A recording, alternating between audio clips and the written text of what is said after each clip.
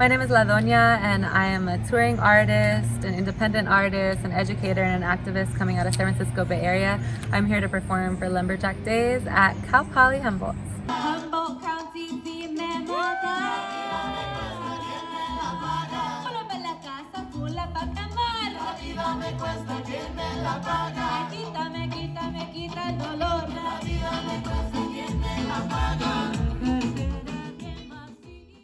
I use the word Femmeton because people always ask me like, what kind of music do you play?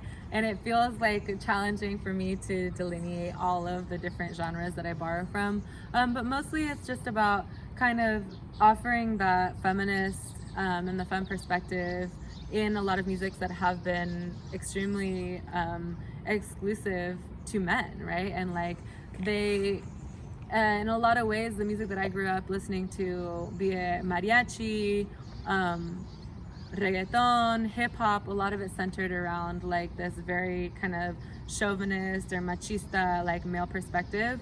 And I love that music. Like I can't deny it. It's part of me. It's like I still listen to it, but what I want to present, what I want to offer the world is like very different and very in contrast to that. So I spread my messages of, you know, radical feminism, anti-racism. I just try and do my thing through my music, but more so just because it's speaking from my heart. In terms of the actual like ethnographic roots of the music, I borrow a lot from different Afro-diasporic rhythms, instruments, and movements of practice, like music from Cuba, music from Mexico by way of the Middle East and West Africa, and pues like, you know, also using mariachi instruments. So there's like a lot going on, as for a lot of us who come from Latin American countries. That's how the music is made too. And it's important for me to always be searching more and educating myself more about how these rhythms come to us and how we're able to interpret them and relate to them. Yeah, thank you for that question. That's something that I ask myself every day. What the fuck am I doing?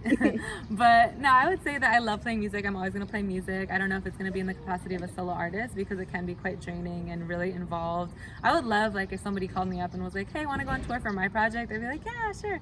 But so I'm not sure if being a solo artist is going to be always the rest of my career, or if I'll lean more into education, or if I'll, you know, do programming for different types of programs and organizations.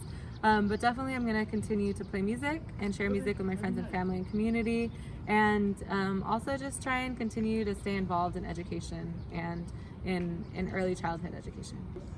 I got my degrees from UC Santa Cruz, where I majored in community studies and Latin American and Latino studies, and I graduated in 2015. So I don't even know if those majors still exist or are still called that.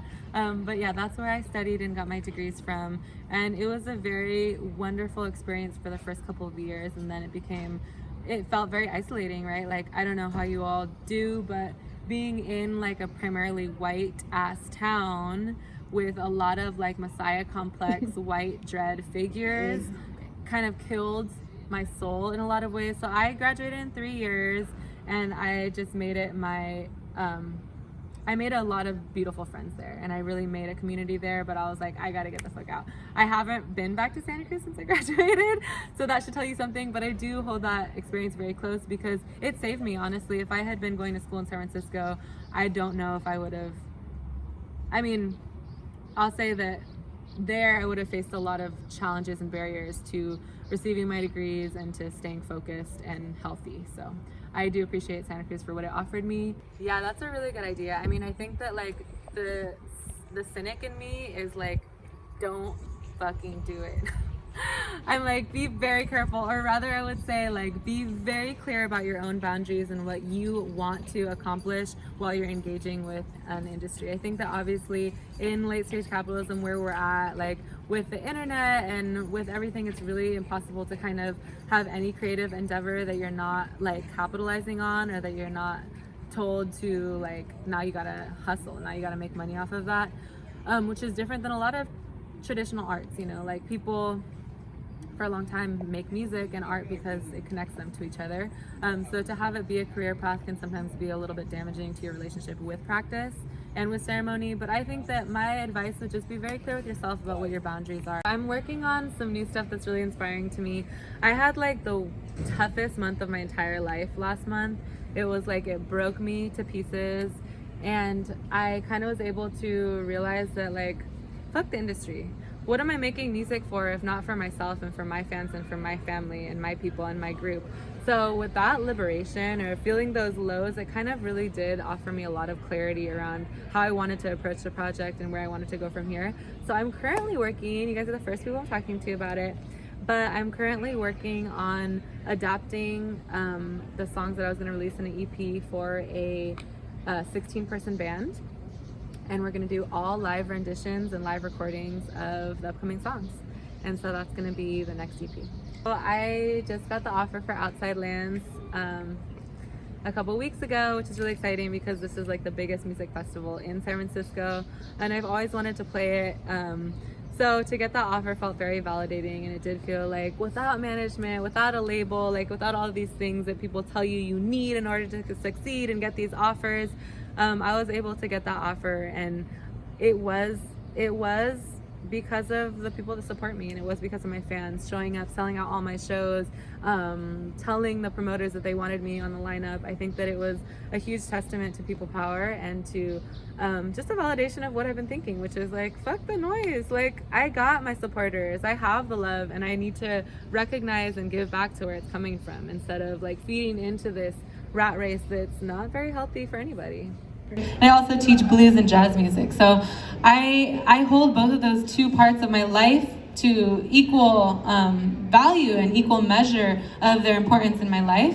And I was so lucky today to see, to my surprise, one of my alumnus, Rebecca here, who is part of my program for the young musicians of the Mission District.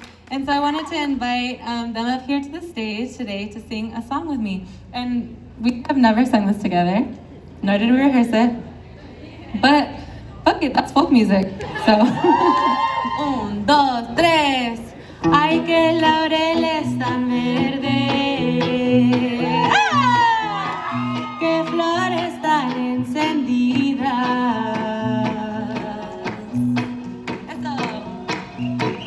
Quisiera hacerte un invite, pero la verdad no sé si tienes quien te lo evite, mejor me separaré.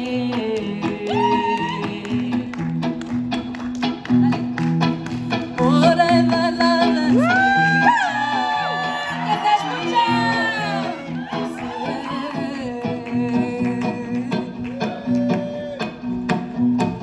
Ay, qué tristeza me da cuando te llenas de orgullo de ver a mi corazón enredado con el tuyo. Eres rosa de Castilla, que solo en mayo se ve. Yes. ¡Go Primos! De los hombres son las benditas mujeres, aquí se acaban cantando los versos de los laureles. Eres más sabia al mundo, que solo en mayo se ve. Quisiera ser que viviste, pero la verdad no sé si tienes quien te lo quite, mejor me separaré. Ahí les va la despedida, chinito por tus querer. La perdición de los hombres son las benditas mujeres, aquí se acaban cantando los versos de los laureles.